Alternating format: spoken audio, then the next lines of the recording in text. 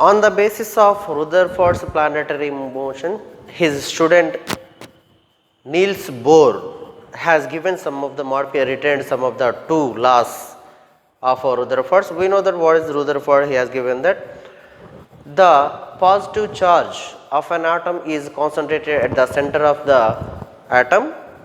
So, is called core, is named as a nucleus whenever it is positively charged, and all over that electrons are distributed all over the atom, and whenever the electron is revolving around the nucleus, means the electrons are revolving around the nucleus like do as the planets around the sun.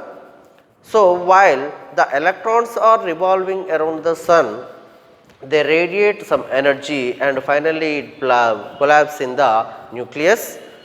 And as well as he has given that the mode means the model of means the model of stability of an atom, he did not explain about this.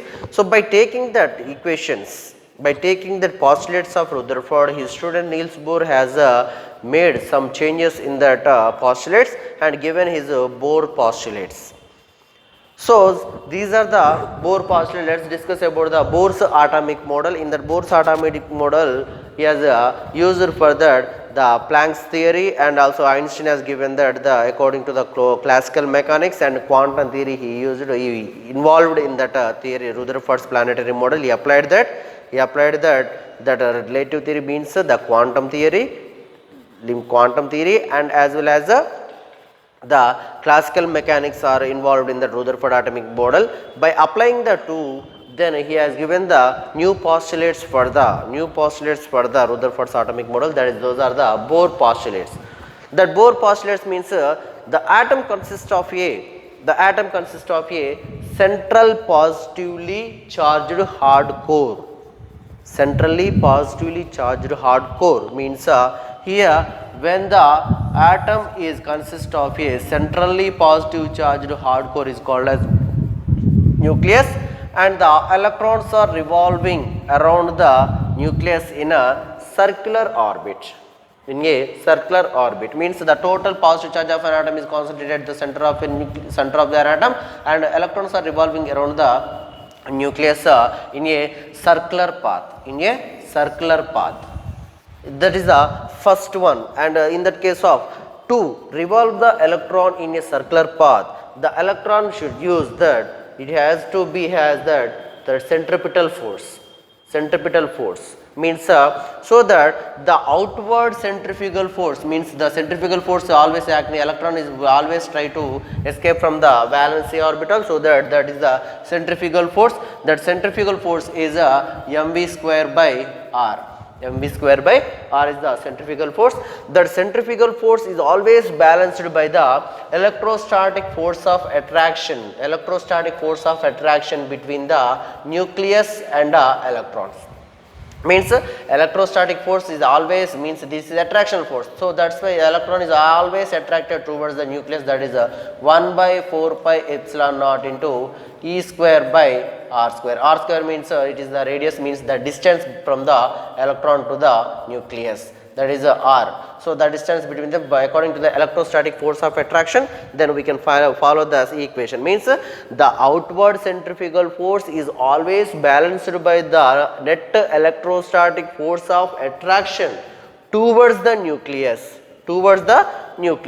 Those are that mv square by r is the centrifugal force, and 1 by 4 pi epsilon naught into E square by R square be the net electrostatic force of attraction. So, whenever both are balanced each other, then the electrons constantly can revolve around the nucleus in a some of the orbit, in a circular orbit. He has given the Bohr given this idea. Means the equal amount of centrifugal and centripetal electrostatic force is acting on the electron, so that this can be revolved in a constant orbit. So, only those orbits are possible for which the orbital angular momentum of an electron is equal to, means here those which are the orbits are possible,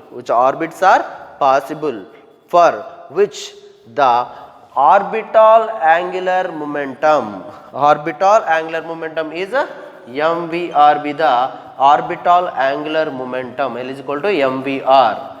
mvr, which is equal to angular momentum of an electron, is equal to the integral multiple of h by 2 pi, means h by 2 pi. Integral multiple of means the number of orbits are there in the atom. So this is considered as a n is equal to 1, n is equal to 2, n is equal to 3, like this. So n is equal to 1, 2, 3, means n means number of orbits. So that's why we can write that nh by 2 pi means those orbits which are possible for which the orbital angular momentum of an electron, orbital angular momentum of an electron, which is equal to the nh by integral multiple of h by 2 pi. So that in case of mvr is equal to nh by 2 pi. This is the another second postulate. Means this one is the first postulate, means the electrostatic centrifugal force which is balanced by the net electrostatic force of attraction towards the nucleus is the first postulate, and the second one is the only those orbits are possible for which an orbital angular momentum of an electron is equal to the integral multiple of h by 2 pi is the second postulate, where h is the Planck's constant. Here h is the Planck's constant, m is the mass of an electron, and v be the velocity, and r be the radius, means the radius of an atom, and h by 2 pi be the which is completes the 360 degrees, means which is completes one rotation it is 2 pi indicates that rotation, that is h by 2 pi, nh by 2 pi, n be the number of orbit, means first orbit, second orbit, third orbit, fourth orbit, like this. Whenever then Rutherford has given that while the electron is revolving in orbital, it is radiates some energy, but he made that cannot be explained. He did not explain about the stability of an atom while the electron is radiating energy in a orbital, while revolving in a orbital. That must be the stability will be losses by the atom. So that is not happening. So that the Bohr has made the change in that when no energy is radiated by the electron, as long as that will not happen in all the time, means radiation of energy by an electron will not happen in all the times, only those are happen in some cases only. So that he said that no energy is radiated, by the electron as long as it remains in its fixed or definite or stationary orbit. If the electron is revolving only same orbit, continuing in the same orbit, then no energy can be radiated by an electron. No energy is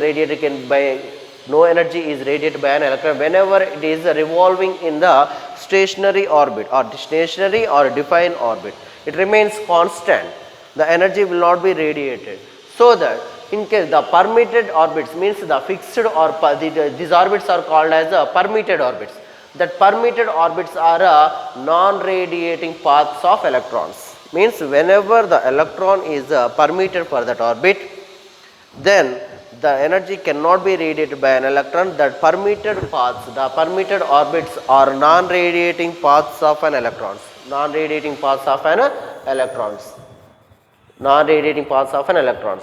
is the third postulate.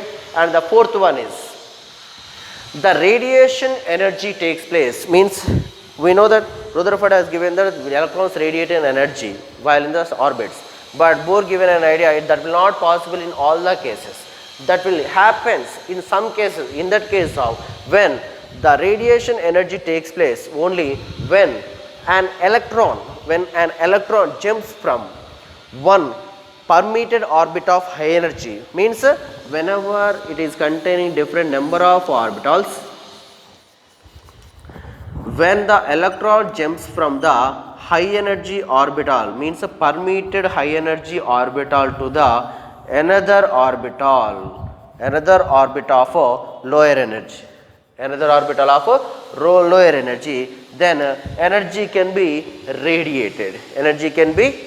Means it loses some energy. Energy can be radiated, means whenever the electron jumps from the the energy of radiation takes place only when an electron jumps from one permitted orbit of higher energy to the another permitted orbit of low energy.